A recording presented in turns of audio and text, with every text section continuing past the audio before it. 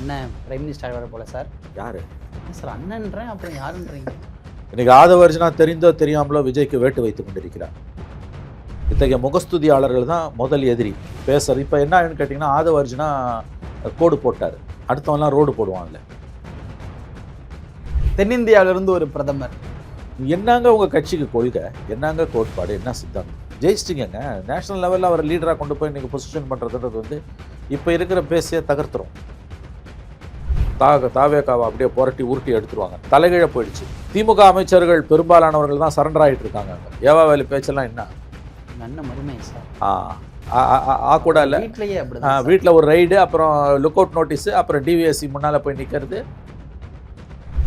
அதே போல் சார் இப்போ டீலிமிட்டேஷன் அந்த விஷயத்தில் வந்து ஒருத்தர் நோ டீலிமிட்டேஷன்றாங்க, ஒருத்தர் ஃபேர் டீலிமிட்டேஷன் சொல்கிறாங்க. இந்த டீலிமிட்டேஷனை பொறுத்த வரைக்கும் எல்லாரும் பேச தவறுற ஒரு விஷயம் என்னென்னா, the role of delimitation commission.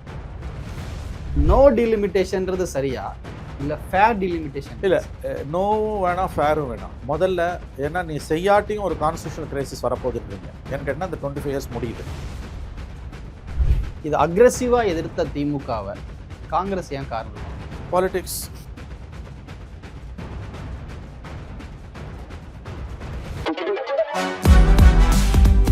சூப்பரா இருக்கு அம்மா, எனக்கு இதோட சீக்கிரம் தெரியும். Chocolate sweetened condensed milk from Milky mist.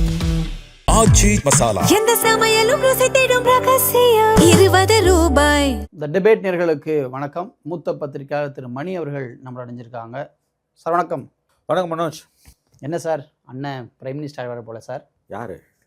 என்ன சார் அண்ணன்றேன், அப்புறம் யாருன்றீங்க? தமிழ்நாட்டுக்கு ஒரே அண்ணன் சார். ஏதோ ஒரு முடிவோட தான் இன்னைக்கு நீங்க என்ன கூப்பிட்டுருக்கீங்கன்னு நினைக்கிறேன். தென்னிந்தியாவிலிருந்து ஒரு பிரதமர் அப்படின்னு ஆதவர்ஜன் பேசியிருக்காரு. ஐ திங்க் அவங்களோட சரிவு இப்போ ஆரம்பிக்குதுன்னு நான் நினைக்கிறேன். என்ன சார்? ஆமாம், வளர்ச்சி இல்லையா சார்? இது கிடையாது, இது ஓவர் ஸ்டெப்பிங். கண்டிப்பாக இதில் 2 இஷ்யூஸ் இருக்குது. ஒன்று, காங்கிரஸ் இவங்களை சப்போர்ட்டிங் காங்கிரஸ் இதை ஆதரிக்காது. ராகுல் காந்திக்கு சேலஞ்சராக யாரை கொண்டு வந்தீங்கனாலும் அவங்க ஆதரிக்க மாட்டாங்க. ரெண்டாவது வந்து மோர் தென் தட், மோடி வந்து கண்டிப்பாக இதை ரசிக்க மாட்டார். ஏன்னா ஆல்ரெடி தாவேகா அவங்களோட சோஷியல் மீடியா டீம் ரொம்ப வலுவானது என்று நான் கேள்விப்பட்டிருக்கிறேன். உங்களுக்கு தெரியும், நான் சொல்ல வேண்டிய அவசியம் இல்லை. பிகாஸ் எனக்கு சோஷியல் மீடியாவில் ஒன்றும் பெரிய பரிச்சயமும் இல்லை, அதில் நான் இல்லவும் இல்லை. இவங்க நிறைய விஜய் பற்றின வீடியோஸ் வந்து மில்லியன்ஸ் ஆஃப் வீடியோஸை வட இந்தியாவில் போட்டுக்கிட்டு இருக்காங்க. அவர் செஞ்சது செய்யாதது எல்லாம் வந்து ஏகப்பட்ட குக்டப் ஸ்டோரிஸ் போகுது. உதாரணத்துக்கு பாலியல் குற்றவாளிகள் உடனடியாக தூக்கு தண்டனை கொடுக்க சொல்லிட்டாரு. இந்த மாதிரி வந்து நிறைய விஷயஸை வந்து அவங்க மருத்துவமனைகளில் வந்து ஒருத்தர் இறந்துட்டாருன்னா பில்லை பே பண்ண வேண்டாம், பே பண்ண தேவையில்லை. இந்த மாதிரிலாம் வந்து all sorts of cock and bull ஸ்டோரிஸ்னுவாங்க. வதந்தி, புரளி, அறகுறையான விஷயங்கள், பச்சை பொய், ஜம்மு காலத்தில் வடிகட்டின பொய், இது எல்லாத்தையும் பரப்பிக்கிட்டு இருக்காங்கன்னு கேள்விப்பட்டோம். இன்ஃபேக்ட் உங்களுக்கு தெரியும், இந்தியா டுடே அதை வச்சு ஒரு ஸ்டோரியே பண்ணாங்க. India Today ran a story, India Today television ran a story about how TVK's social media team is spreading cock and bull stories through their network. இப்போ இன்றைக்கி ஆதவோட இந்த ஸ்பீச் வந்து இது வந்துங்க, ஜெயலலிதா பற்றி இப்படி தான் அசம்பிளியிலலாம் பேசினாங்க. இது பேர் வந்து சைக்கோஃபன்சின்வாங்க, முகஸ்துதி. விஜய் இதுக்கு ஈல்டாகக்கூடாது. ஈல்டானார்னா அவர் பெரிய நெருக்கடியை சந்திப்பார். ஏன்னா இதில் 2 விஷயம். ஒன்று, இவர்கள் மோடியின் பகையை தேடுவார்கள், அது பெரிய ஆபத்து. ரெண்டாவது விஷயம் என்னென்னா, இன்டர்னலாக வந்து இது வந்து முகஸ்துதியை கட்சிக்குள்ளே உருவாக்கி, இன்றைக்கி ஜெயலலிதா போன பிறகு அதிமுக எப்படி கரைஞ்சு காணாமல் போயிட்டுருக்கோம், அந்த நிலைமை தாவேக்காக்கு வரும். இத்தகைய முகஸ்துதியாளர்கள் தான் முதல் எதிரி. இவர் ஒரு மாநில கட்சியின் தலைவர், இவர் ஒரு பிரதமர் வேட்பாளராக இன்றைக்கு வந்து பேசுகிறார். இப்போ என்ன ஆகுன்னு கேட்டிங்கன்னா, ஆதவர்ஜனா கோடு போட்டார், அடுத்தவன்லாம் ரோடு போடுவான், அதில் இண்டிகேட் பண்ணிட்டார். இப்போ என்ன பண்ணுவாங்கன்னு கேட்டிங்கன்னா, காம்படேட்டிவ் சைக்கோஃபன்சி வரும். யார் அதிகமாக விசுவாசமாக இருக்கிறது அப்படின்னு துதி பாடுறதுல யாருக்கு அதிகமான விசுவாசம்னு வரும். என்ன பண்ணுவான், சட்டசபைக்கு உள்ளேயும் பேசுவான், வெளியிலையும் பேசுவான். This is wrong. இன்னொன்று, இந்த பிரதமர்னு பேசினா தான் தலைவர் பேசின, எப்போ பேசுகிறாங்களோ அப்போ தான் மாநில தலைவர்கள் தமிழ்நாட்டுக்கு சரிவு ஆரம்பிக்குது. மோடியா லேடியான்னு கேட்டாங்க 14 ஏப்ரல் மேலே, செப்டம்பரில் ஜெயிலுக்கு போனாங்க. கதை அதோட முடிஞ்சுது. அந்த அம்மாவால் அதுக்கு பிறகு ஜெயிச்சாங்கனாலும் அந்த உடல்நல குறைவிலேருந்து எந்திரிக்க முடியல, செத்தே போனாங்க. ஸ்டாலினை சிஎம் லெவலுக்கு கொண்டு போனாங்க, தோத்தே போனார். நேஷனல் லீடராக ஸ்டாலினை பொசிஷன் பண்ண பார்த்தாங்க. திமுகக்குள்ள ஒரு டீம் அதை செஞ்சுது. இன்னைக்கு அவர் தொகுதியில் அவரே தோத்தார். கூட்டணி கட்சி அத்தனை பேரும் ஓடி போயிட்டான். கருணாநிதி அவர்கள் தான் என் உயரம் எனக்கு தெரியும். அவர் ஒருத்தர் தாங்க தலைவர், அவர் ஒருத்தர் தான் தலைவர். தேவேகவுடா ரிசைன் பண்ணிவிட்டு ஐகே குஜரால் பிரதமர் ஆகிறதுக்கு அந்த 4-5 நாட்கள் காலகட்டத்தில் முலாயம் சிங் பேர், மூப்பனார் பேர் எல்லாம் அடிப்பட்டது. அப்போ வந்து முலாயம் சிங்கை தேர்ந்தெடுத்துட்டாங்க. மூப்பனார் வர விடாமல் முரசொலி மாறனும் கலைஞரும் தான் தடுத்தாங்க, அவர் தமிழ் வரக்கூடாதுன்றது குற்றச்சாட்டு. இதை கலைஞர்கிட்ட கேட்கும்போது நல்லா ஞாபகம் இருக்குது. அப்போ ஒரு சிஎம் 97 ஏப்ரல் மைக்கை போட்டு கேட்கும்போது எங்கள் உயரம் எங்களுக்கு தெரியும்னாரு. கலைஞர் ஒருத்தருக்கு தான் அந்த மாதிரியான அந்த பேச்செல்லாம் அவர் எந்த காலத்துலையும் அனுமதிச்சதில்லை. வேறு எதையும் அனுமதிச்சிருக்காரு, அவரும் விட்டு ஆழெல்லாம் பார்ப்பார். ஆனால் இந்த மாதிரியான ஒரு தப்பை அவர் பண்ணதே இல்லை. ஸ்டாலின் பண்ணார், ஜெயலலிதா பண்ணாங்க, பலன் என்னன்றது தெரிஞ்சுது. இன்றைக்கி ஆதவர்ஜனா தெரிந்தோ தெரியாமலோ விஜய்க்கு வேட்டு வைத்து கொண்டிருக்கிறார். இந்த பேச்சு நல்லது கிடையாது. ஏன்னா இது முதல்ல மோடியோட பகையோ ராகுலோட பகையோ அது கூட செகண்டரி, அதை ஒரு பக்கம் ஒதுக்கி வைங்க. முகஸ்துதி அதிகமாகும் கட்சிக்குள்ளே. ஆல்ரெடி கட்சிக்கு கொள்கை, கோட்பாடு, சித்தாந்தம் எதுவும் இருக்கிறத தெரில. ஜெயிச்சிட்டாங்க, மக்களோட ஆதரவு இருக்குது. இது ஒரு மிகப்பெரிய சாதனை, ரிமார்க்கபிள் அச்சீவ்மெண்ட். 35% இன்ஃப்ராஸ்ட்ரக்சரை இல்லாமல் வந்தது. ஸ்டாலின் ஒரு மீட்டிங்கில் சொன்ன மாதிரி பூத் ஏஜென்ட் இல்லை, கவுண்டிங் ஏஜென்ட் இல்லை, ஜெயிச்சிட்டாங்க, ஃபைன். பட் இது நல்ல பெரிய அளவில் டீகோட் பண்ண வேண்டிய ஒரு விஷயம் தான். I do agree, it's remarkable achievement. 5 வருஷம் அவங்க தான் ஆளணும். இந்த கவர்மெண்ட்டை யாராவது கவுக்கணும்னு நினைச்சாலோ முயற்சித்தாலோ அது தவறு. That should not be allowed. அது ஜனநாயகத்துக்கு எதிரானது, மக்கள் தீர்ப்புக்கு எதிரானது. ஆனால் இந்த பேச்சு பிரதம மந்திரி, இது ரொம்ப தப்பான போக்குங்க. இது வந்து இதை முளையிலேயே விஜய் கிள்ளி எறியலைன்னா, மனோஜ் எழுதி வச்சுக்கோங்க, இதை முளையிலேயே விஜய் கிள்ளி எறியலைன்னா அவருக்கு பெரிய சிக்கல்கள் உருவாகும். கட்சிக்கு உள்ளேருந்து வரும். ஏன்னா உடனே இதை ஃபாலோ பண்ணுவான். புரியுது. ஜெயலலிதா பண்ணானுங்கள 100 அடி கட் அவுட்டு, 120 அடி கட் அவுட்டு, காம்படிட்டிவாக கட் அவுட் வைப்பாங்க. 91, 96 வந்து அந்த கட் அவுட்டு கட்டழிகன்னே சொல்லுவானுங்க. அப்போல்லாம் அந்த அளவுக்கு போச்சு, எக்ஸ்ட்ரீமாக போச்சு. அப்படியே தோத்த பிறகு அப்புறம் 2001-6 அது மாறுது. கொஞ்சம் ஒழுங்காக தான் இருந்தாங்க. 2011-16 எக்ஸ்ட்ரீம் லெவலில் எக்ஸ்ட்ரீமுக்கு போச்சு. மோடியா லேடியான்னு கேட்டப்பெல்லாம் வந்து அதோட எண்ட் ரிசல்ட் என்ன? ஸ்டாலினுக்கு அதே மாதிரி பிரைம் மினிஸ்டர் இந்த இதில் பார்த்தீங்கன்னா கட்சியில் சீனியர்ஸ் அறிவுள்ளவன் பேச மாட்டான். திமுகலேருந்து வாங்கி பெய்டு மவுத்ஸ் அவங்க தான் வந்து இதை வந்து அவுட் சோர்ஸ் பண்ணிட்டாங்கல்ல சில விஷயங்களை திமுக. அதனால தான் தோற்று நிற்கிது கட்சி இன்றைக்கி. அவங்க தான் இதை பேசினாங்க. அது சோஷியல் மீடியா காலத்தில் அது வந்து ஒரு நெகட்டிவ் இம்பேக்ட் போகும், ரிவர்ஸில் போகும்ன்றது தெரியாமல் பண்ணிட்டாங்க. இன்றைக்கி அது ஆதவர்ஜனா கொளுத்தி போட்டிருக்காரு. This is a very very negative and I can go for us to say a dangerous trend. ஆனால் இன்றைக்கி இந்த பாஜகவை எதிர்க்கக்கூடிய இடத்துல காங்கிரஸுமே வலுவிழந்து இருக்கக்கூடிய ஒரு சூழலில் மாநில கட்சிகளில் இல்லை ஏதோ ஒரு மாநிலத்திலிருந்து ஒரு பிரதமராக்கான வாய்ப்புகள் குறைவுன்னு நினைக்கிறீங்க? இல்லைங்க, அதெல்லாம் வர நேரத்தில் வரணும். என்னங்க உங்கள் கட்சிக்கு கொள்கை, என்னங்க கோட்பாடு, என்ன சித்தாந்தம்? ஜெயிச்சிட்டிங்கங்க. நேஷ்னல் லெவலில் அவரை லீடராக கொண்டு போய் இன்றைக்கி பொசிஷன் பண்ணுறதுன்றது வந்து இப்போ இருக்கிற பேஸையே தகர்த்துரும். இப்போ விஜயை வந்து கண்டுக்காமல் இருக்கவங்க, விஜயோட அசாத்தியமான அசுர வளர்ச்சியை பார்த்து பொறாமல் உள்ளே இருந்தாலும் எதுவும் செய்யாமல் அமைதியாக இருக்கவங்க, இந்த மாதிரி விஜயோட கனவுகள் தேசிய அளவில் சிறகு விரித்து பறக்க ஆரம்பிக்குதுன்னும் போது விஜய்க்கு எதிராக ஒன்று சேர ஆரம்பிச்சிடுவாங்க. அது இல்லாமல் வந்து அவர் ஜோசப் விஜய். அப்போ வந்து உங்களுக்கு வந்து ஹிந்துத்துவ அமைப்புகள் வந்து ஸ்டேட் லெவல்லையே அதை எதிர்க்கிறவங்க நேஷ்னல் லெவலில் எப்படி போவாங்கன்றதை நீங்கள் புரிஞ்சுக்கலாம். புரியுதா நான் சொல்கிறது உங்களுக்கு? ஆகவே அது ஒரு பக்கம்.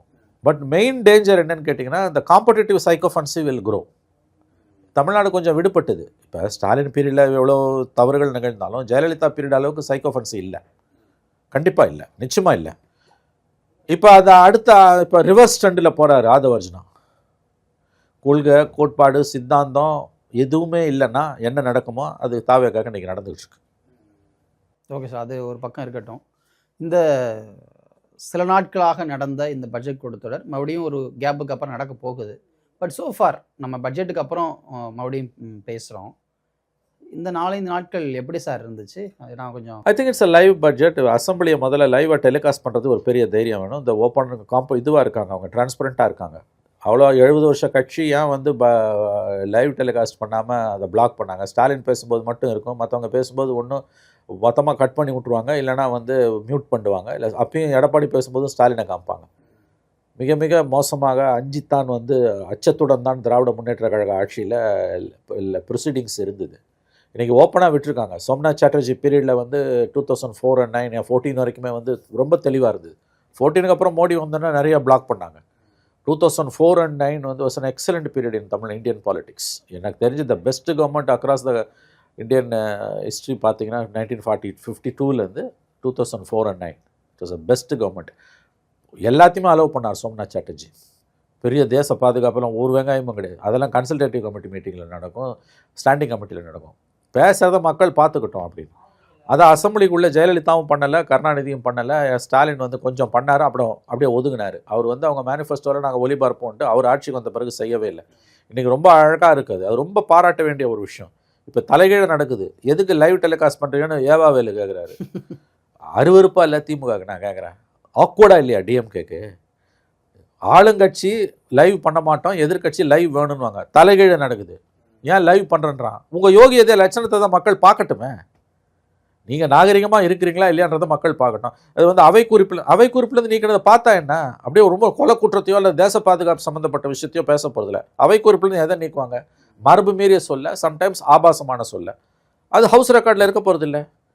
இன்றைக்கி 100 வருஷம் பொறுத்து வரக்கூடிய வரலாற்று மாணவன் ஹவுஸ் ரெக்கார்டை தான் படிப்பானே ஒழிய உங்கள் டிவியை பார்க்க போகிறதில்ல, உங்கள் பேப்பரை பார்க்க போகிறதில்ல.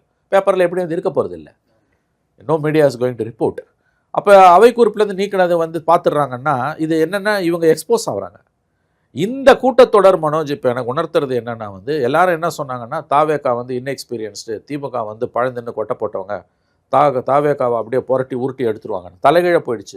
திமுக அமைச்சர்கள் பெரும்பாலானவர்கள் தான் சரண்டர் ஆகிட்டு இருக்காங்க. அங்கே ஏவாவேலு பேச்செல்லாம் என்ன எங்கள் அண்ணன் மருமை சார் கூட இல்லை, வீட்லேயே அப்படி வீட்டில் ஒரு ரைடு, அப்புறம் லுக் அவுட் நோட்டீஸு, அப்புறம் டிவிஎஸ்சி முன்னால் போய் நிற்கிறது.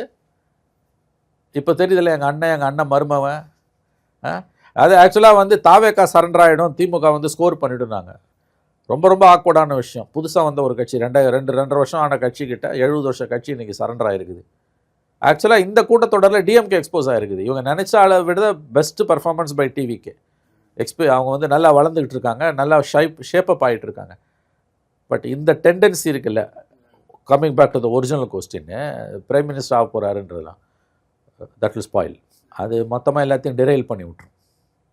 பட் இதில் இந்த அசம்பிளி நடந்துகிட்டு இருக்கும் பொழுது மரிய வில்சனுடைய அந்த தமிழில் அவர் பேசின விஷயமும் ட்ரால் ஆச்சு. அது குறித்து நீங்கள் வந்து தமிழ்லேயே பேசணும்னு ஒரு கோரிக்கை.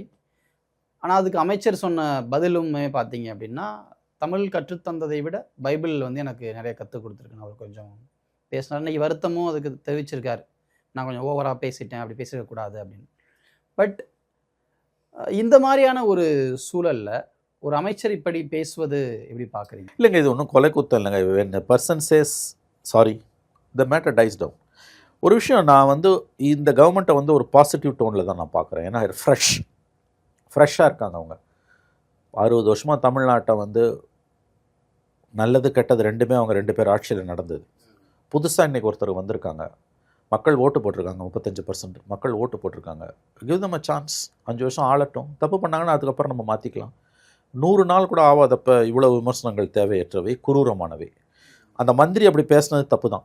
இன்ஃபேக்ட் அவர் பேச தெரியாமல் பேசிட்டார் தான் நான் நினைக்கிறேன். அவர் வந்து விவிலியம் பைபிள் வந்து எனக்கு வந்து அன்பை போதித்தது, சகோதரத்துவத்தை போதித்ததுன்னு சொல்லிட்டு தமிழில் படித்த நீங்கள் யாரும் அதை கற்றுக்கல அப்படின்னும்பொழுது அவங்க எதையோ சொல்ல வந்து எதையோ சொதப்பிட்டார். அவர் வந்து he did not demean Tamil. அவர் தமிழை ஒன்றும் இழிவுபடுத்தணும் தான் நான் போய் நம்புகிறேன். அவருக்கு பேச தெரியாமல் மாட்டிக்கிட்டார்.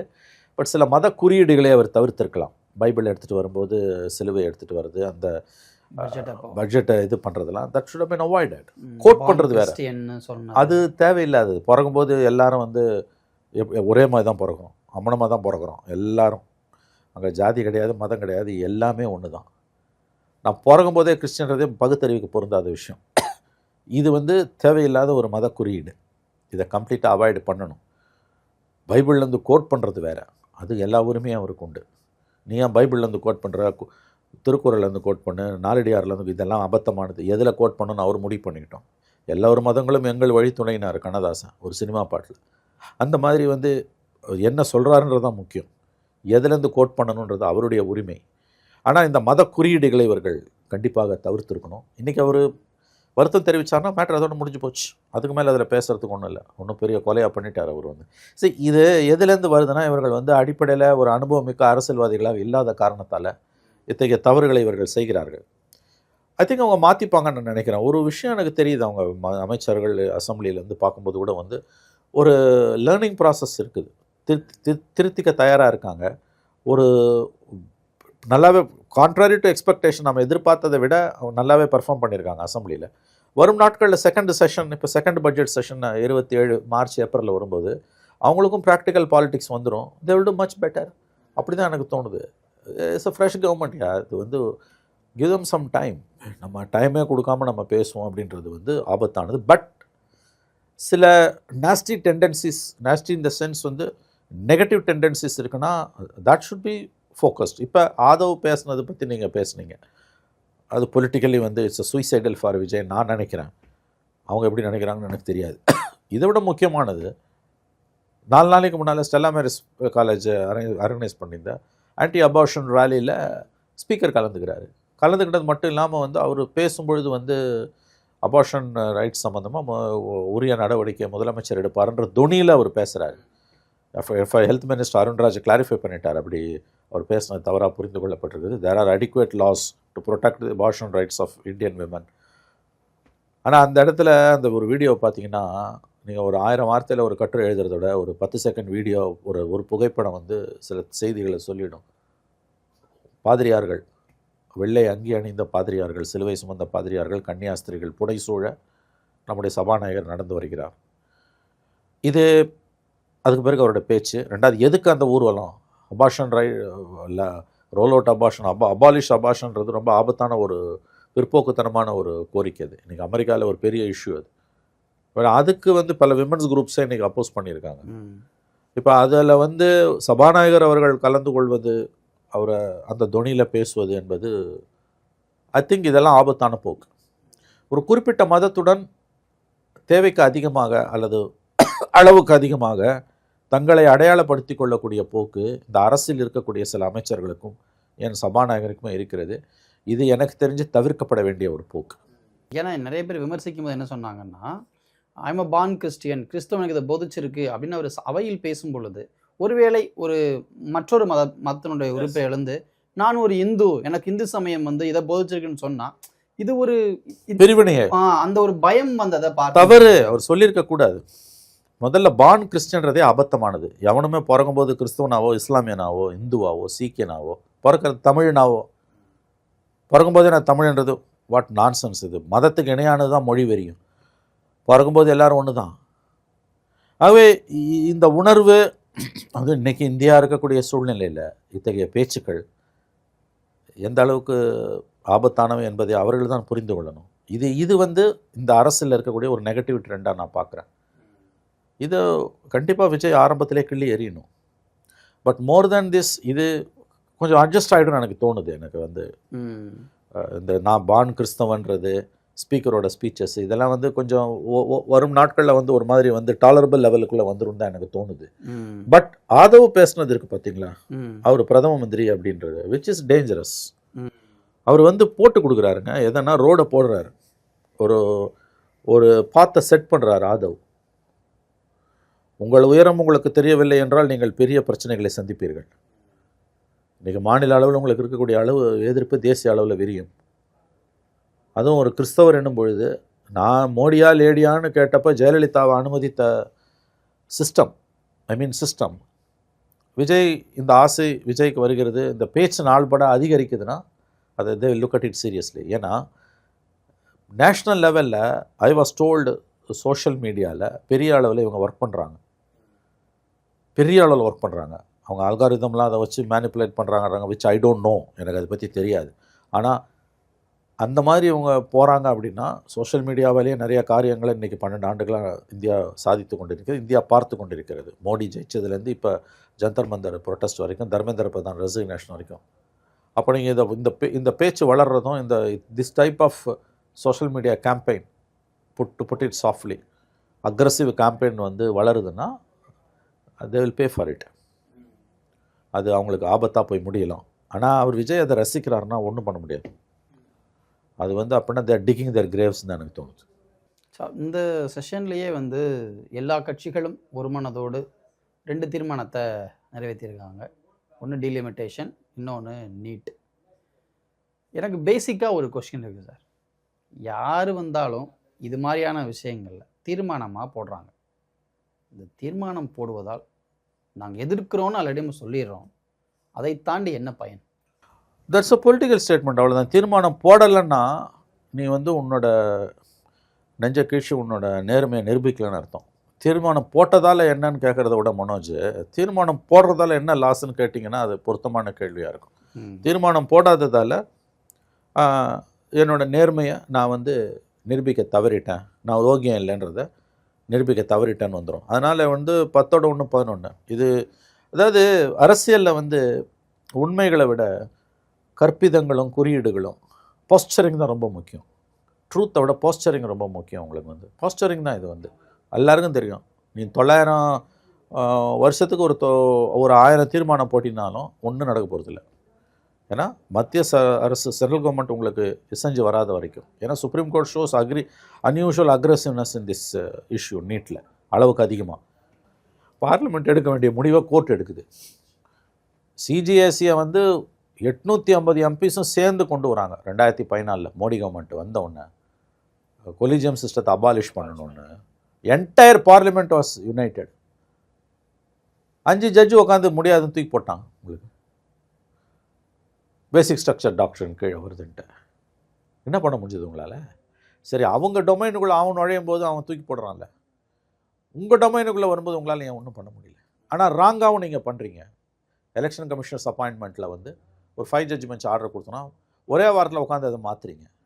அப்போ there is a tacit understanding between the judiciary and the legislature இருக்குமோன்ற சந்தேகம் வருது. உன் விஷயத்தில் நான் இப்படி இருக்கேன், என் விஷயத்தில் நீ தலையிடாதுன்ற. இப்போ நீட்டை பொறுத்த வரைக்கும் என்ன, நீங்கள் எத்தனை ரெசல்யூஷன் போட்டிங்கனாலும் ஒன்றும் ஆக போகிறது நீங்கள் கேட்குறீங்க, அதான் உண்மை. பட் போட்டுக்கிட்டே தான் இருப்பாங்க. At some point of time maybe கரைப்பார் கரைச்சா கல்லும் கரையன்னுவாங்க. At some point of time வந்து உங்களுக்கு நிச்சயமாக இதில் வந்து ரெஜிம் சேஞ்ச் வரும்பொழுது, சேஞ்ச் ஆஃப் சர்க்கம்ஸ்டன்சஸ் வரும்போது கண்டிப்பாக நமக்கு ரிலீஃப் வரத்துக்கு ஒரு வாய்ப்பு உண்டு. ஃபார் எக்ஸாம்பிள் ஜல்லிக்கட்டுக்கு வந்தது. அந்த மாதிரி நீட்டில் வந்து ரிப்பீட்டடாக நம்ம போடக்கூடிய தீர்மானங்களால் தமிழ்நாட்டுக்கு ஒரு ரிலீஃப் கிடைக்கிறதுக்கு, +2 மார்க்கே போதும் அட்மிஷன்ஸுக்குன்ற லெவலை நோக்கி போகிறதுக்கான ஒரு சாத்தியக்கூறுகள் at least state government run medical காலேஜஸில் வரத்துக்கு ஒரு வாய்ப்பு உண்டு. அதனால் ஒட்டுமொத்தமாக அதை அப்படி நம்ம சொல்லிட முடியாதுன்றது என்னுடைய பாயிண்ட். இன்றைக்கி இருக்க சுச்சுவேஷனில் political compulsion face competitive politics, அது வந்து யார் வந்தாலும் பண்ணி தான் ஆகணும். நீட்டு ஓகேன்னு சொல்லிட்டு ஒருத்தன் ஜெயிக்க முடியுமாங்க? வேணால் பிஜேபி ஜெயிக்கலாம், அதுதான் ஒரு சீட்டு. அப்படிலாம் பேசுகிறது அதுதான் அவங்களுக்கு ஒரு சீட்டு. இதையும் நாம் கவனத்தில் கொள்ள வேண்டும். இல்லை, அது எனக்கு என்னென்னா, அதிமுக ஆட்சியிலும் நீட்டு வேணாம் தீர்மானம், திமுக ஆட்சியிலும் நீட்டு வேணாம் தீர்மானம், இப்போவும் நீட்டு வேணாம் தீர்மானம். நான் என்ன கேட்க விரும்புகிறேன்னா, தீர்மானங்கள் போடுறது, சட்டமன்றத்தில் ஒரு எதிர்ப்பை தெரிவிக்கிறது அப்படின்றது நடக்கும் பொழுது மக்களுக்கு வந்து என்ன புரியும், தீர்மானம் போட்டால் நீட்டு போயிருமான்ற எண்ணம் வந்துடாதா? ஏன்னா அது வந்து என்னதான் நம்ம தீர்மானம் போட்டாலும் நீங்கள் மத்திய அரசுக்கிட்ட அந்த லாவில் தமிழ்நாட்டுக்கு விலக்கு அப்படின்றத நம்ம பிரசிடெண்ட் கிட்ட அசென்ட் கண்டிப்பாக வாங்க வேண்டியிருக்கு. அப்படியே வாங்கினாலும் அது ஜுடிஷியல் ரிவ்யூவுக்கு உட்பட்டதாகவும் மாறுது. ஸோ அவ்வளவு பெரிய ஒரு காம்ப்ளிகேட்டடான ஒரு விஷயம். இப்போ ஜல்லிக்கட்டே பார்த்தோம்னா யாரும் ஜுடிஷியல் ரிவ்யூவுக்கு போகலை, லேட்டரான் போனாங்க, அதையும் சுப்ரீம் கோர்ட் டிஸ்மிஸ் பண்ணிடுச்சு பிகாஸ் ஆஃப் அவங்களோட அண்டர்ஸ்டாண்டிங். ஆமாம். பட் அது இவ்வளவு ஒரு ப்ரொசீஜரல் இன்வால்வ்மெண்ட் இருக்கும் பொழுது நான் என்ன கேட்குறேன்னா, ஒரு வெளிப்படையான அரசு, மாற்றத்திற்கான அரசுன்னு சொல்கிறவங்க இந்த விஷயத்தையும் மக்கள்கிட்ட புரிய வைக்கணும் தானேன்னு கேட்குறேன். இல்லை, அது பொலிட்டிக்கல் ஹாட் பொட்டேட்டோ. உங்கள் கேள்வியை நான் எப்படி புரிஞ்சுக்கிறேன் எப்படின்னா, வந்து ரிப்பீட்டடாக கவர்மெண்ட்ஸ் வருது, எல்லாரும் வந்து நீட்டுக்கு வேணான்னு தீர்மானத்தை போடும்போது நீட்டுக்கு தயாராகி கொண்டிருக்கக்கூடிய மாணவர்கள் கண்டிப்பாக ஒரு நாள் நீட்டு இல்லாமல் போயிடும், நம்ம ஜெயிச்சிடலாம், அடுத்த வருஷம் இல்லாமல் போயிடும், அதுக்கு அடுத்த வருஷம் இல்லாமல் போய்டும்ன்ற ஒரு ஃபால்ஸ் ஹோப்பை குழந்தைகளுக்கு, மாணவர்களுக்கு இந்த அரசுகள் கொடுக்குதான்னு நீங்கள் கேட்குறீங்க. Am I correct? Correct, that is true. But this the price for your democracy. ஏன்னா இவங்க அந்த உணர்வோடு விளையாடுறாங்க. அதனால தான் ஒரு பாயிண்ட் ஆஃப் வியூ என்ன வந்துன்னா, அட் சம் ஸ்டேஜில் வந்து நீட்டுக்கு விலக்கு வரப்போ வரட்டும், ஆனால் அது வரைக்கும் நம்மளை தயார்படுத்திக்கணும். மா சுப்பிரமணியம் ஹெல்த் மினிஸ்டர் ஆனோன்னு 21 அதை சொன்னார். அது கடுமையான எதிர்ப்பு வந்தது. அப்புறம் அவரே அதுக்கு பேக் பண்ணார். ஆக்சுவலாக அவர் சொன்னது கரெக்டு, மாசு சொன்னது கரெக்டு. நீங்கள் உருவாக்கி இருக்கக்கூடிய அந்த பொலிட்டிக்கல் கிளைமேட்டு நெரேட்டிவ் என்னென்னா, நீங்கள் நிச்சயமாக வந்து வாங்கிடுவீங்க, விலக்கு வாங்கிடுவீங்கன்றது. பட் அது வாங்க முடியலன்னும் போது கண்டிப்பாக நீட்டுக்கு விலக்கு வந்துருமோன்ற நம்பிக்கையில் இருந்த ஒரு மாணவனோ மாணவியோ அவங்க ஏமாற்றம் அடைகிறார்கள். நீட்டுக்கான ப்ரிப்பரேஷன்றது ரொம்ப கடுமையானதாக இருப்பதாக கேள்விப்படுகிறோம். அப்போ அந்த பயிற்சியில், அந்த பயிற்றுவித்தலில், அந்த ப்ரிப்பரேஷனில் அது ஒரு தொய்வை ஏற்படுத்துது. பட் இது இன்னைக்கு இருக்கக்கூடிய சுச்சுவேஷனில் தவிர்க்க முடியாது மனோஜ். நீங்கள் உங்கள் கேள்வி கரெக்டான கேள்வி. But the price for your democracy இது வந்து ப்ரிப்பரேஷன் ஆஃப் த ஸ்டூடெண்ட்ஸுக்கு ஒரு பின்னடைவை ஏற்படுத்துதோ சைக்கலாஜிக்கலான்னு நீங்கள் கேட்குறீங்க. ஏற்படுத்தி விடாதோ, அந்த ஒரு ஃபால்ஸ் ஹோப்பை கொடுத்துடாதோன்னு பேரண்ட்ஸுக்கும் ஸ்டூடெண்ட்ஸுக்கும் இருக்கலாம். பட் இப்போ அவங்களும் தயாராகிட்டு இருக்காங்க. ஏன்னா 5 வருஷமாக பேசி திமுக கவர்மெண்ட்டோட 5 வருஷம் ஆட்சியிலேயே புரிஞ்சுக்கிட்டாங்க need is going to stay for here. அதனால் இனிமேல் விஜயோ என்ன XYZோ நாளைக்கு யார் ஆட்சிக்கு வந்தாலும் அவங்க இந்த மாதிரி நீட்டுக்கு எதிராக எத்தனை தீர்மானம் போட்டாலும் I think students will know that this is at some point of time. அந்த ப்ராசஸில் கூட அவங்க இப்போ இருக்கலாம். ப்ரிப்பரேஷனில் அது தொய்வை ஏற்படுத்தாத ஒரு கட்டத்தை நோக்கி அவர்கள் நகர்ந்து கொண்டு இருக்கலாம் தான் எனக்கு தோணுது. இது வந்து யூஷுவல் மசாலா ஸ்டஃப். யார் வந்தாலும் இதெல்லாம் வந்து கச்சத்தீவுக்கு ஒரு தீர்மானம் போடுறது, அந்த மாதிரி இப்போ நீட்டுக்கு ஒரு தீர்மானம். கொஞ்ச நாள் ஜல்லிக்கட்டுக்கு போட்டுட்டு இருந்தாங்க, இப்போ இதுக்கு போட்டாங்க, அவ்வளோதான். இதுக்கு மேலே இதில் ஒன்றும் இருக்கிறதா எனக்கு தெரியல. அதனால் இது ஒன்றும் பெரிய விஷயமாகவும் நீங்கள் பார்க்க தேவையில்லை. அதே போல் சார் இப்போ டீலிமிட்டேஷன் அந்த விஷயத்தில் வந்து ஒருத்தர் நோ டீலிமிட்டேஷன்றாங்க, ஒருத்தர் ஃபேர் டீலிமிட்டேஷன்னு சொல்கிறாங்க. சட்டமன்றத்தில் இப்போ நம்ம தீர்மானம் போட்டுட்டோம். அது என்ன வரைவு யாருக்கும் தெரியாது, என்ன கொண்டு வர போகிறாங்க யாருக்கும் தெரியாது. எதுவுமே இல்லாத ஒன்று எப்படி எதிர்க்க முடியும்? எதிர்க்கலாம். ஏன்னா அப்படி ரொம்ப 19 வயது நீங்கள் பார்த்து டோன்ட் லோயர் யுவர் காட். ஏன்னா சம்திங் இஸ் ஹேப்பனிங். இதில் இந்த டீலிமிட்டேஷனை பொறுத்த வரைக்கும் எல்லாரும் பேச தவறுற ஒரு விஷயம் என்னென்னா the role of delimitation commission. ஏன்னா டீலிமிட்டேஷனை செய்ய போகிறது மோடி கவர்மெண்ட், மத்திய சர்க்கார், மோடி சர்க்கார் கிடையாது. It is the commission which is going to do it. இந்த எக்ஸசைஸ் வந்து 50 வருஷத்துக்கு முன்னால் 71க்கு பிறகு நமக்கு நடக்கவே இல்லை. அதுக்கு பிறகு நடந்ததெல்லாம் வந்து 2008 வந்து தொகுதிகளை மாற்றி அமைச்சாங்களே வழியா நம்பர் ஆஃப் கான்ஸ்டிட்யூன்சிஸ் சேம் அப்படி தான் இருந்தது. இப்போ 71க்கு பிறகு டீலிமிட்டேஷனே நமக்கு நடக்கலை. அப்போ எப்படி நடந்தது, அந்த கமிஷன் எப்படி ரோல் ப்ளே பண்ணுச்சு, அந்த கமிஷனை வந்து முதல்ல கவர்மெண்ட் எப்படி கான்ஸ்டிடியூட் பண்ணுச்சு, அதுக்கு கொடுக்கப்பட்ட ரெஃபரன்ஸ் என்ன, இவ்வளோ விஷயங்கள் இருக்குது. டீலிமிட்டேஷனை மோடி கவர்மெண்ட் கொண்டு வரத்துக்கு உறுதியாக இருக்குன்றத நம்ம எல்லாருமே பார்க்குறோம்.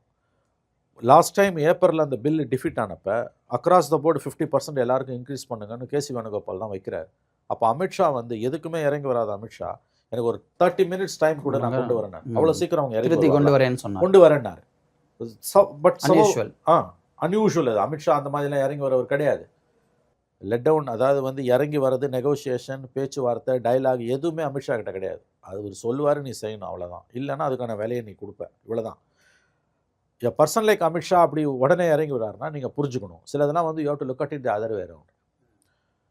இது இல்லாத ஒன்று, தெரியாத ஒன்று, புரியாத ஒன்று, நடக்காத ஒன்று, என்னன்னே தெரியாத எப்படி எதிர்க்கலாம்னா எதிர்க்கலாம். பாலிடிக்ஸில் வந்து அப்படி தான் நம்ம புரிஞ்சுக்கணும். இல்லை அப்போ நம்ம எதிர்த்தோன்னு கேட்குறேன். நான் வரேன். இப்போ இதில் மோடி கவர்மெண்ட் ஏப்ரல்லையே அதை டிஃபீட் ஆன பிறகு இப்போ ஏன் கொண்டு வராங்கன்னா இப்போ அவங்களுக்கு வந்து ஒரு ஹோப் இருந்ததாக தெரிஞ்சுது. பட் எனவே இந்த செஷனில் வரப்போகிறதில்ல, நாளையோட முடியுது.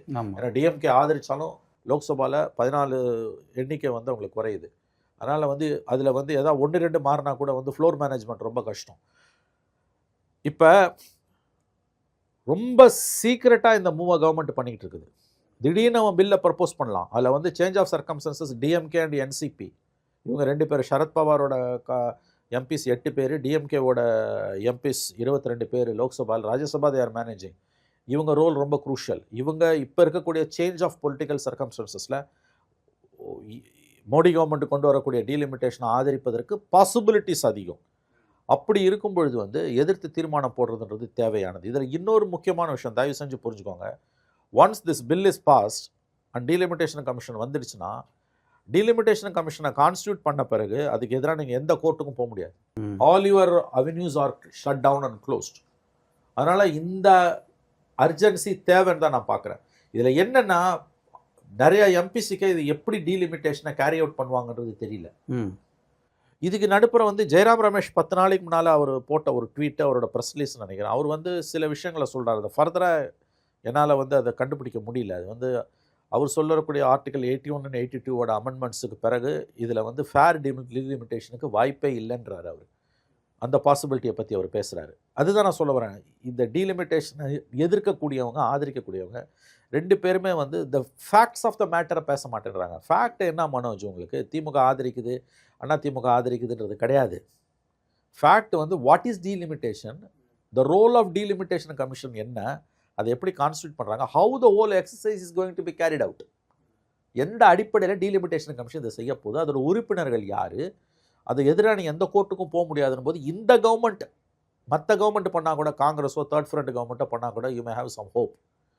மோடி கவர்மெண்ட்டு ஒரு விஷயத்தை பண்ணுது, எந்த விஷயத்த ஒரு டீலிமிட்டேஷன் கமிஷனை கான்ஸ்டியூட் பண்ண பிறகு கோர்ட்டுக்கே போக முடியாதுன்னா விச் இஸ் டேஞ்சரஸ். அப்போ அது வர வரைக்கும்லாம் நீங்கள் காத்திருக்க முடியாது. இதில் அக்ரஸிவ் பாலிடிக்ஸ் நடக்குதுன்றதை நான் ஒத்துக்கிறேன், அதை நான் மறுக்கல. எல்லாமே பாலிடிக்ஸ் தான். இந்த ஃபண்டமெண்டல் இஷ்யூவே பாலிடிக்ஸ்னும் போது பாலிடிக்ஸ் நடக்க தான் செய்யும். தமிழ்நாட்டில் என்ன மனோஜ் ரொம்ப தெளிவாக சொல்லிடலாம், ரொம்ப சுருக்கமாகவே சொல்லிடலாம், பச்சையாக உடச்சி சொல்லலாம். காங்கிரஸுக்கும் தாவேக்காக்கும் என்ன எய்மு, டீலிமிட்டேஷன் எந்த ரூபத்தில் வந்தாலும் திமுக அதை ஆதரிச்சதுன்னா திமுக பிஜேபியோட சேர்ந்துருச்சு, திமுக முஸ்லீம்ஸுக்கு எதிரான கட்சின்னு சொல்லி திமுகவை ஒரு ஓரத்தில் கொண்டு போய் தள்ளிடணும், ஓரத்தில் தள்ளிடணும், திமுகவை முடிச்சிடணும், திமுக அதே மூலையில் வச்சு முடிச்சிடணும். இது தாவேகான் காங்கிரஸோட எய்ம். திமுகவோட எய்ம் என்ன, அவங்களுக்கு ஆஃப்டர் சேஞ்ச் ஆஃப் கவர்மெண்ட் இங்கே விஜயை சமாளிக்கிறதுக்கு மோடியோட ஆதரவு, that is central government support one way or other அவங்களுக்கு தேவைப்படுது. ஸோ அவங்க இந்த 12 வருஷமாக, குறிப்பாக பாஸ்ட் 5 இயர்ஸாக ஸ்டாலின் கவர்மெண்ட்டில் பிஜேபிக்கு எதிராக இருந்த அக்ரெசிவ் போஸ்டரிங்கை மேக்ஸிமம் குறைச்சிக்கிட்டு some sort of an working relationship, அலைன்ஸ்லாம் போக மாட்டாங்க, பட் போக மாட்டாங்க நம்புகிறோம். நம்ம போனாலும் ஆச்சரியம் கிடையாது, கடந்த காலங்களில் போயிருக்காங்க. டிஎம்கேவை பொறுத்த வரைக்கும் இங்கே விஜய்கிட்டேருந்து தப்பிக்கணும்னா அந்த பக்கம் மோடி கவர்மெண்ட்டுக்கிட்ட ஒரு இஃப் நாட் சரண்டர், ஒரு அட்ஜஸ்ட்மெண்ட் தேவைப்படுது தன்னை காப்பாற்றிக்கிறது அவங்களுக்கு. அதனால் அவங்களுக்கு இந்த இஷ்யூ அப்படி பார்க்கப்படுது. இது ரெண்டுத்துக்கு நடுப்புற மக்கள் மாட்டிக்கிட்டாங்க, அவ்வளோதான். 2 பேரும் பாலிடிக்ஸ் பண்ணுறான். காங்கிரஸ் அண்டு டிவிக்கு எந்த ரூபத்தில் நீ டீலிமிட்டேஷனை எதிர்த்தாலும், ஏன்னா இப்போ நோ டீலிமிட்டேஷன்ற ஸ்டாண்டுக்கு வந்துட்டாங்க அவங்க. காங்கிரஸ், டிவிக்கு, சிபிஎம், சிபிஐ எல்லாருமே அந்த அலைன்ஸ், விசிகே, எம்டிஎம்கே, நீங்கள் இந்தியா பிளாக், நீங்கள் அந்த பக்கம் நீங்கள் ஆதரிச்சின்னா you are anti Muslim, you are pro BJP. இது திமுகவுக்கு பெரிய டேஞ்சர், கழுவில் ஏற்றுற கதை. பொலிட்டிக்கலாக அவங்கள ரொம்ப ஆபத்தான ஒரு பாதையில் அவங்கள தள்ளுறாங்க. திமுகவை பொறுத்த வரைக்கும் இங்கே தப்பிக்கிறதுக்கு ஏதாவது ஒரு ஃபேஸ் சேவர் இருந்ததுன்னா ரெசல்யூஷனை பாஸ் பண்ணி ஆதரிச்சுட்டு பிஜேபி கிட்டேருந்து நம்ம with good book will be the right side of BJP. இது வரைக்கும் ராங் சைட் ஆஃப் பிஜேபியில் இருந்தோம். இங்கே விஜய் எதிர்க்கிறதுக்கு அது உதவியாக இருக்கும். But will manage the follow out. ஏன்னா இது ஃபேர் டீலிமிட்டேஷன் அவங்க பிரச்சாரம் பண்ணலாம்னு நினைக்கிறேன். இதுதான் சிக்கல். எனவே இந்த கூட்டத்தொடரில் வரப்போகிறது கிடையாது. பட் டிஎம்கேக்குள்ளேயே 2 வியூ இருக்கிறதா தான் நான் பார்க்குறேன். நீங்கள் இன்றைக்கி இருக்க சுச்சுவேஷனில் நோ டீலிமிட்டேஷன்ற ஸ்டாண்டை காங்கிரஸ் எடுத்த பிறகு நீங்கள் ஆதரிச்சிங்கன்னா, மோடி கவர்மெண்ட் கொண்டு வரக்கூடிய டீலிமிட்டேஷன் பில் ஆதரிச்சிங்கன்னா, that will be a very very tough political situation for DMK. ஏன்னா அவங்க ஆல்ரெடி பிஜேபியோட போயிட்டாங்கன்னு இப்போ ரொம்ப நாள் அந்த பேச்சு அடிப்பட ஆரம்பிச்சிருச்சு. அந்த கனிமொழி சோம் அரசியல் நிரந்தர நண்பனும் இல்லை எதிரியும் இல்லைன்றாங்க.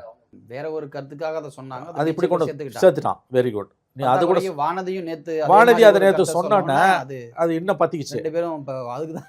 ஆமாம், இப்போ இந்த பேச்சே வரக்கூடாது திமுகவுக்கு பிஜேபியோட போகிறாங்கன்ற டாக்கே வரக்கூடாது. இந்த டாக் வந்ததுனாலே அவங்க ஓட் பேங்க்கில் அது ஓட்டையை போட ஆரம்பிச்சிடும். இதுதான் திமுகவோட இன்றைக்கு இருக்கக்கூடிய சுச்சுவேஷன். எனவே இப்போதைக்கு இல்லைன்னு தான் தோணுது. இப்போ வின்டர் செஷன் நவம்பரில் வின்டர் செஷன் வரும்போது பார்லிமெண்ட் டீலிமிட்டேஷனுக்கு ஒரு வாய்ப்பு உண்டு. அதில் எஃப்சிஆர்ஏ பில்லை இன்றைக்கி ஜேபிசிக்கு அனுப்பிட்டாங்க. So Modi government is aggressively pushing delimitation தான் தோணுது. ஆனால் திரும்பவும் நான் உங்களுக்கு சொல்கிறேன், இதில் ஒரு இன்ஃபார்ம்டு டிபேட் தேவைப்படுது மனோஜ். என்னென்னா, what is delimitation, how it is being carried out, overall the members. ஏன்னா இந்த மெம்பர்ஸை கான்ஸ்டியூட் பண்ணுறதுல நீ என்ன பேராமீட்டர்ஸை ஃபாலோ பண்ண போகிற, இவ்வளோ விஷயம் இருக்குது. அப்புறம் the most dangerous part of it, once the commission is constituted, no courts can interfere. Election மாதிரி ப்ராசஸ் ஸ்டார்ட் ஆனோடனே ஒன்றுமே பண்ண முடியாது. அந்த மாதிரியான சுச்சுவேஷன் வருதுன்னா டீலிமிட்டேஷன் எக்ஸசைஸ் மறந்துடாதீங்க. 12 வருஷம் மோடி கவர்மெண்ட் செஞ்ச அட்டூழியங்கள்லேயே மிகப்பெரிய மோசமான ரிப்பர்கஷன்ஸ் அதிகமாக இருக்கக்கூடிய பஞ்சமாக பாதகமாக தான் இருக்கும். அது மற்ற எல்லாத்துலேருந்து மீண்டு வந்துடலாம், டிமானிட்டைசேஷனோ லாக்டவுனோ எல்லாத்துலேயுமே. But once delimitation process started அப்படின்னா for ages the face of politics will change. அதை முதல்ல ஞாபகம் வச்சுக்கணும். அதனால் இந்த தீர்மானங்கள் தவறானவை என்றோ, ஏன்னா இப்போ பிரேமலதா எல்லாம் தான் பேசுகிறாங்க, தேமுதிக தலைவர் பிரேமலதா அவங்களாம் என்னன்னே தெரியாமல் எதுக்கு தீர்மானம் போடுறீங்கன்னு. இருக்கக்கூடிய டேஞ்சரை பற்றி அவங்க அந்த பக்கம் போயிட்டாங்க. அவங்க பிஜேபி சொல்கிறது கேட்டு ஓட்டு போட போகிறாங்க. தேமுதிக, பாமக, கமல் எல்லாம் பிஜேபி சொல்கிறத கேட்டு தான் ஓட்டு போடுவாங்க. ஏன்னு கேட்டிங்கன்னா ஒற்றை உறுப்பினர்களுக்கு வந்து பிஜேபி எதிர்த்து அரசியல் பண்ண முடியாது கோர் இஷ்யூஸில். ஏன்னா அவங்களுக்கு அந்த அளவுக்கு வந்து அவங்க குடிமை அங்கே மாட்டிக்கிட்டு இருக்குது. This is obvious. அதனால் அவங்க அந்த லைன் எடுக்கிறாங்க. ஏடிஎம்கே அது பிஜேபியோடய சேர்ந்துடுச்சு.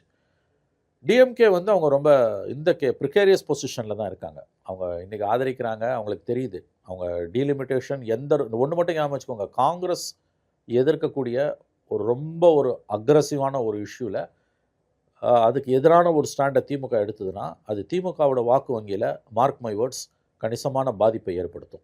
அது இன்றைக்கி இருக்கக்கூடிய தமிழ்நாட்டோட பொலிட்டிக்கல் சுச்சுவேஷனில் which will be untenable for DMK. அது அவங்களால தாங்க முடியாது. ஆனால் ஹவ்வவர் டிலிமிட்டேஷன்றது நடந்து தான் ஆகணும். 26 அது கேரி அவுட் ஆகணும் அப்படின்னு தான் நம்ம தள்ளி வச்சுருந்தோம் அதை. ஸோ அப்படிப்பட்ட ஒரு விஷயம் நடக்கணும்னா இதெல்லாம் சேஞ்சஸ் வேணும் அப்படின்னு ஆல்ரெடி பார்லிமெண்ட் நடந்த டிபேட்டில் டிஎம்கேவுமே இந்த டிலிமிட்டேஷன் கமிஷன் அது ஜுடிஷியல் ரிவ்யூக்கு உட்பட்டதாக இருக்கணும், மெம்பர்ஸை வந்து ஒரு சர்டன் பேராமீட்டர்ஸை நியமிக்கணும் அப்படின்றதுலேருந்து எல்லா விஷயத்தையும் அந்த டைமில் சொன்னாங்க டிபேட்டில். காங்கிரஸுமே அது தங்களோட சேஞ்சஸாக என்னெல்லாம் இருந்திருக்கணும் அப்படின்றதையுமே சொன்னாங்க. அப்புறம் தான் அமித்ஷாவுமே அந்த விஷயத்தை கொண்டு வந்தார். அதுக்கப்புறம் அந்த பில் வந்து வெளியில் போயிடுச்சு. இப்போது அதில் என்னென்ன சேஞ்சஸ் இருக்குது அப்படின்ற ஐடியாஸ் நமக்கு இல்லை. பில் ஹவவர் வரப்போகிறது இல்லை. அது எப்படி நடக்க போகுதுன்றதும் தெரியாது. ஆனால் விண்டர் செஷனில் எனக்கு தெரிஞ்சு எப்படியாவது அந்த விஷயத்தை புஷ் பண்ணி நீங்கள் சொன்ன மாதிரி கண்டிப்பாக கொண்டு வந்தாக வேண்டிய கட்டாயமும் இருக்குது. அவங்களுக்கு இருக்குது. அண்ட் கான்ஸ்டியூஷன் அப்படி இல்லைன்னா அதுக்கான அந்த விஷயத்தையும் நம்ம பண்ண வேண்டியது. ஏன் பண்ணலை, அதை எப்போ பண்ண போகிறோம் அப்படின்றதையும் சேர்த்தே நம்ம இது இப்போ முடியுது. ஆமாம். ஸோ அப்படி சொல்ல வேண்டிய அது ஒரு நெருக்கடிக்குள்ள ஒட்டுமொத்தமாகவே இந்த இஷ்யூ இருக்குல்ல. எஸ். அப்போது இதில் நோ டிலிமிட்டேஷன்றது சரியா இல்லை ஃபேர் டிலிமிட்டேஷன்? இல்லை, நோவும் வேணாம் ஃபேரும் வேணாம். முதல்ல ஏன்னா நீ செய்யாட்டியும் ஒரு கான்ஸ்டியூஷனல் கிரைசிஸ் வரப்போகுதுன்றீங்க. ஏன்னு கேட்டால் இந்த 25 years முடியுது. See what the government should do immediately first is open a dialogue. Consensus build பண்ணு. உங்களுக்கு ஒன்று தெரியுமா, த மோஸ்ட் வீக்கஸ்ட் கவர்மெண்ட்ஸ் இந்தியாவில் இருந்தப்போ தான் த பெஸ்ட் கவர்மெண்ட்ஸ் அது இருந்திருக்கு. 91-96 weakest government, 96 and 98 1.5 years, Vajpayee period 6 years, அதுக்கு பிறகு மன்மோகன் சிங், எல்லாமே தனி மெஜாரிட்டி இல்லாத கவர்மெண்ட்ஸ். அப்போ தான் all sorts of reforms were carried out. The biggest development 89 to 2014 எந்த கவர்மெண்ட்டுக்கும் மெஜாரிட்டி கிடையாது, கொலியூஷன் கவர்மெண்ட். இந்த 25 years தான் கோல்டன் பீரியட் ஆஃப் இந்தியா. அப்போ மெஜாரிட்டிக்கும் டெவலப்மெண்ட்டுக்கும் சம்மந்தமே கிடையாது இன்னும் சொல்ல போனீங்கன்னா. இப்போ நீங்கள் சொல்கிறது கரெக்ட். நீ டீலிமிட்டேஷன் பண்ணலை அப்படின்னா constitutional crisis. So what the government என்ன பண்ணணும் நீ பேசி. why are you keeping the whole issue in secrecy? அதை தானே பேசுகிறாங்க மெம்பர்ஸு. பல மெம்பர்ஸுக்கு அது என்னன்னு புரியல.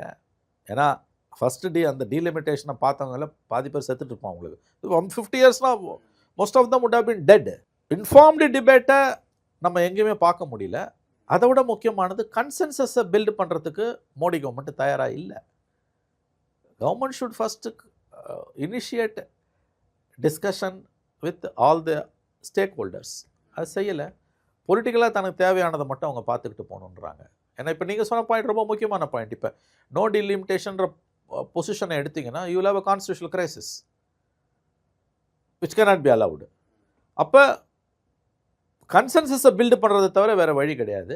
அது மோடி கவர்மெண்ட் கிட்ட அதை நம்ம எதிர்பார்க்க முடியாது. This is the tragedy of the situation. But இப்போ இந்த மாதிரியான ஒரு விஷயத்தில் இது அக்ரெசிவாக எதிர்த்த திமுகவை காங்கிரஸ் ஏன் கார்னர் பண்ணணும்? பாலிட்டிக்ஸ். இப்போ கர்நாடகாவில் ஆல் பார்ட்டி மீட்டிங் இல்லை, ஆந்திராவில் இல்லை, தெலுங்கானாவில் இல்லை, கேரளாவில் இல்லை, மூணுமே காங்கிரஸ் ரூல்டு ஸ்டேட்ஸ். அவங்க வந்து அங்கே அந்த ஸ்டேட்ஸை வந்து மோடி கவர்மெண்ட்டோட அக்ரெசிவ் அசால்ட் அட்டாக்குக்கு உட்படுத்த தயங்குறாங்க. they want to wriggle out of that open confrontation with the Modi government. ஆனால் இங்கே விஜய் கவர்மெண்ட்டை புஷ் பண்ணுறாங்க. இது பாலிட்டிக்ஸ். மோடியை எதிர்க்கணும், ஆனால் நான் வேலை கொடுக்கக்கூடாது, கொடுத்தா விஜய் கொடுத்துட்டு போட்டோம். My worry is not that. my point is what is delimitation, and as you said correctly, beautifully, நீ செய்யாமல் நோ டீலிமிட்டேஷன்ற பாசிபிலிட்டி எடுக்கவே முடியாது. It's a constitutional mandate.